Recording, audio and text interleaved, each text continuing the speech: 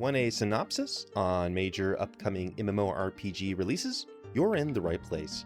Timestamps and links for easy access are included in the video's description or comment section for each title, and I've sprinkled in some surprises for veterans of the genre. Imagine if Stardew Valley, The Sims, and Breath of the Wild had a kid. Well, maybe don't imagine what that process looks like, but the point's the same. Palia is advertised to be a cooperative, sim-style, homestead-building multiplayer title being developed by Singularity 6. While they have yet to confirm a release window, they are accepting signups for updates and playtests.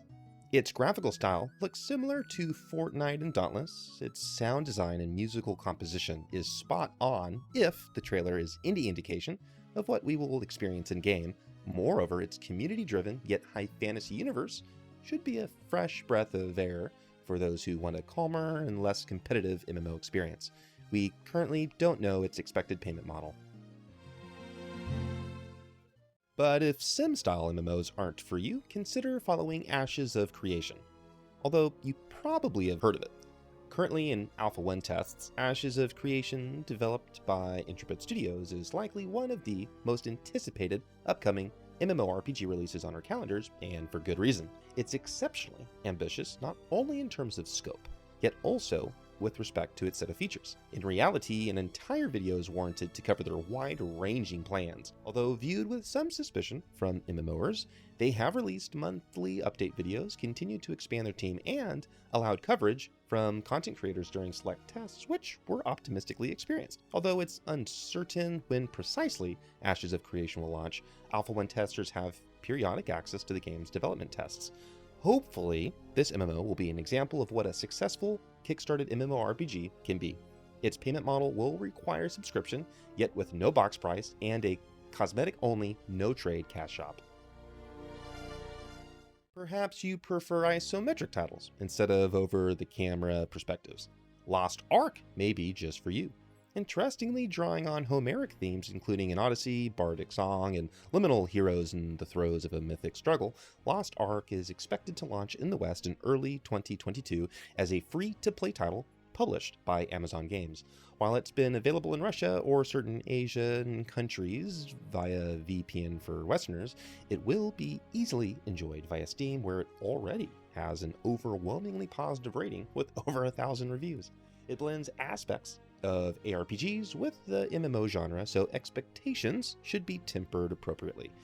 It's best considered an isometric MMORPG inspired by crunchy ARPG combat. It will be free to play with optional Founders Packs, VIP subscription, premium currency, and a cash shop. If Lost Ark doesn't have enough open world PvP for your taste, CorePunk may be exactly what you're looking for. Currently being developed by Artificial Core, CorePunk is an eagerly anticipated upcoming MMORPG. They are accepting email addresses for various closed beta tests, and once confident that the game is ready, they will announce a release window. Instead of Lost Ark, in which ARPGs and MMOs has a child, here the MOBA and MMORPG genres got back together again. It's isometric, uses a fog of war system, and whose UI reminds players of League of Legends, Dota, or any of the other popular MOBAs available today.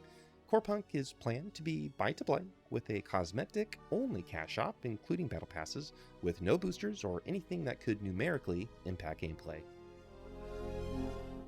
Yet maybe you want a blend of nostalgic gameplay elements reminiscent of classic games, blended with modern technology. Pantheon Rise of the Fallen is a group-based, old-school-inspired, upcoming MMORPG that is being developed by Visionary Realms, once helmed by Brad McQuaid, the catalytic genius behind early EverQuest and Vanguard. For those who did not play early EverQuest, open-world creatures were very difficult and tended to require groups to defeat. Crowd control was required in most fights, and tactical planning and safety redundancies needed to be put into place because you never knew if another spawn would trigger or a patrolling monster would become aggressive. It is currently playable in a pre-alpha state for eligible pledge tiers, and instead of a full release, they're planning on providing a vertical slice of the game to raise more funds to keep expanding the slice to a full pie. Although they are still finalizing their payment model, there likely will be a free trial, yet a limited one, with a required subscription and no cash op of any kind. In the vein of a modern EverQuest, a little-known project by a former EverQuest developer, Monsters and Memories, is an attempt to create a smaller-scale, niche MMO using gameplay philosophies from older social games with modern technologies and developmental practices. It's still in its conceptual phase of development, yet players who are looking forward to Pantheon should also follow this title closely. It will require subscription with no cash op. But what if you prefer anime MMORPGs? Blue Protocol is an upcoming MMO developed and published by Bandai Namco using the Unreal Engine. Launching with at least 5 classes covering the expected archetypes, players will be able to delve the depths of the world of Regnus with an array of combat options.